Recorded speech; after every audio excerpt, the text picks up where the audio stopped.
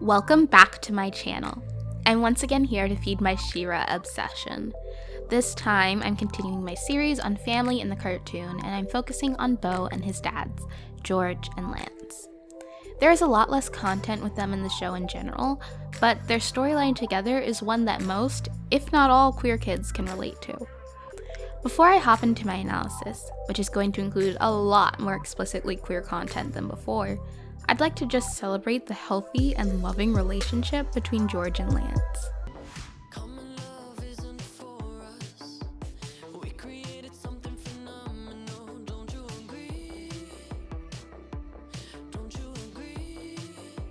Alright, let's get into it.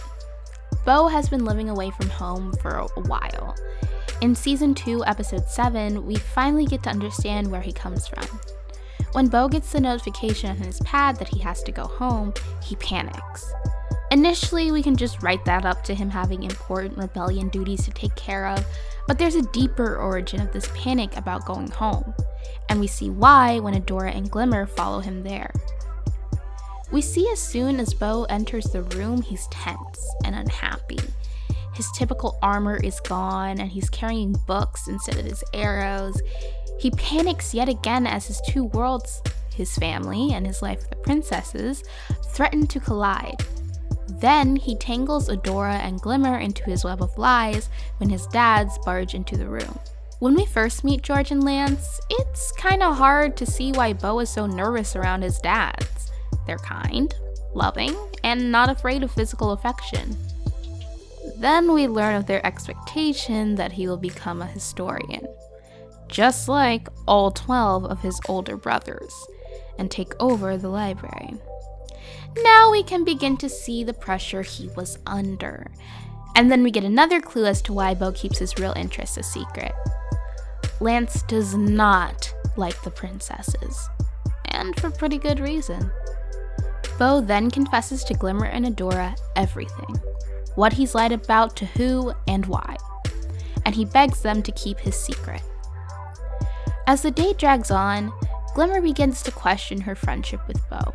After all, she didn't know any of this about his life, but he reassures her that everything that she knows about him is what counts. Even when the jig is up, Glimmer and Adora are fully princessing out. Bo tries to hold on to his lies.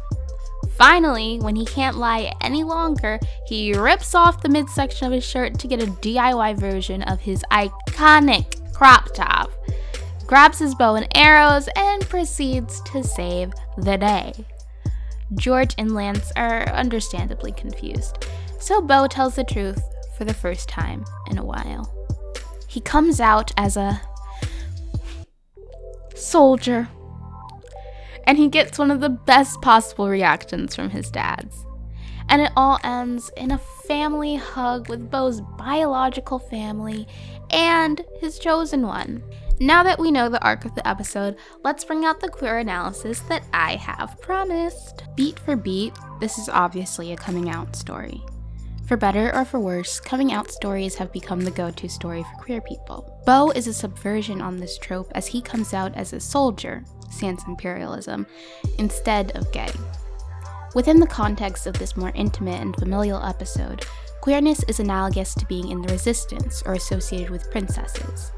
I mean, when the whole Princess Alliance came together in the Season 1 finale, they were a rainbow. He was a Gay.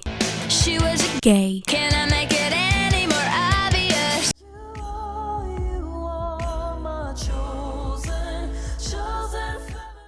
The love that Bo has for the princesses goes beyond them as individual people. Yes, they're his friends and he loves them, but they also constitute a space where he can be the daring adventurer that he feels can't exist around his parents. What's up with you?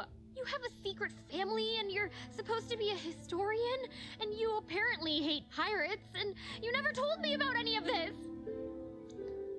I feel like I don't know you at all. In this scene, it finally catches up to Glimmer that there is this whole side of Bo that she's never seen or thought that she was missing. This straighter Bo is not the Bo that is her best friend, and she feels hurt that she wasn't trusted with this straight Bo. Glimmer, you know everything about me, the real me. I act like someone I'm not with my family because the truth would hurt them. But Bo reassures her that the queer Bo that she and the other princesses get to see is the real him. This brings me to an idea explored by Khayyam Green when they were exchanging ideas with Marquise Bey in Where Black Feminist Thought and Trans * Feminism Meet, a conversation. Discussing their multimedia project Into the Darkness, a queer remembering of Los Angeles in a time of crises, Green says, "It's helpful for me if I first talk about the function of darkness as I see it as a product of hailing a thing, being, history into the realm of representation. To put it in very simple terms, every time we call a being into the representable, we also cast out all of those things, beings, that inevitably are the excesses of said being, what it is not but still holds traces of. Without that which is cast aside in order to call forth or hail what is, the represented becomes unrepresentable as a unique entity. This does not mean that it does not exist. There is great, rich, infinite life in the realm of darkness."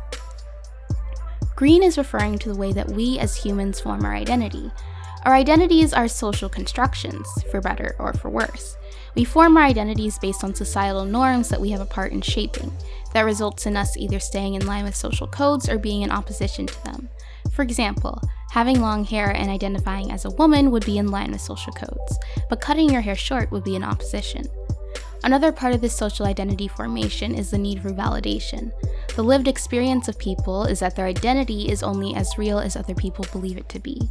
If I say I'm a bird but no one believes me or treats me as such, I am still moving through the world as a person because that is how the world will see me and treat me. So when Green talks about hailing, they are talking about this process where other people are ascribing an identity to us. They argue that being hailed and responding to that hailing leads to everything that makes up our person that does not fit into the social codes as the identity ascribed to us falling to the darkness. By being represented and validated in society, our uniqueness is relegated to the shadows. However, Green does not posit that this means that the unique self disappears or dies. Instead, they say that life is really being lived in those shadows, in that darkness. This is what we're seeing with Bo. His identity as a soldier is not validated by his dad's, so it's as if it's not real. I don't want to be a historian. I've never wanted to be a historian. I'm not a shy bookworm. I'm not a genius like you two. I make things. I'm a soldier.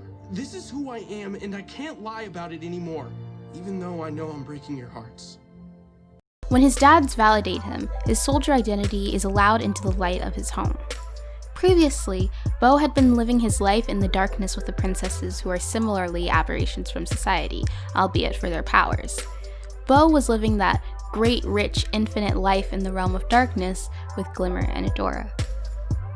The darkness is a queer space where it is safer to engage with other queer people in queer ways without the watchful eye and spotlight of straight society. Bo's straight society is his family home, which is funny because his dads are gay.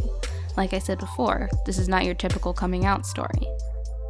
After Bo comes out, he is able to mix the darkness with the light, the queerness and the straightness.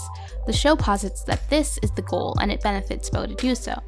I have complicated feelings about this as it seems to push homonormative politics, meaning that queer people should simply be allowed to assimilate within the straight framework of society.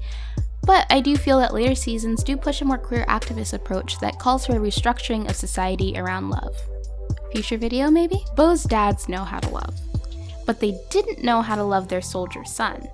Once Bo gives them some hard truths about how they've ignored anything about him that didn't fit their preconceived narrative, they begin the journey of loving the real Bo. And just because Bo's birth family accepts him as he is, does not mean that his chosen family is suddenly thrown away. Glimmer and Adora are invited into the hug, and so we have a literal and figurative meshing of these two families, chosen and birth. This episode shows us that family is created by love, not blood, and that's a message I can get behind. This is a family hug, princesses. You're Bo's family too. Thank you for watching this video. Make sure to like, subscribe, and press the notification bell. I have a lot of ideas for videos in the future. There are 2 videos left in this series. The next will be on the Adora, Shadow Weaver, Catra family unit. My socials are in the description box below.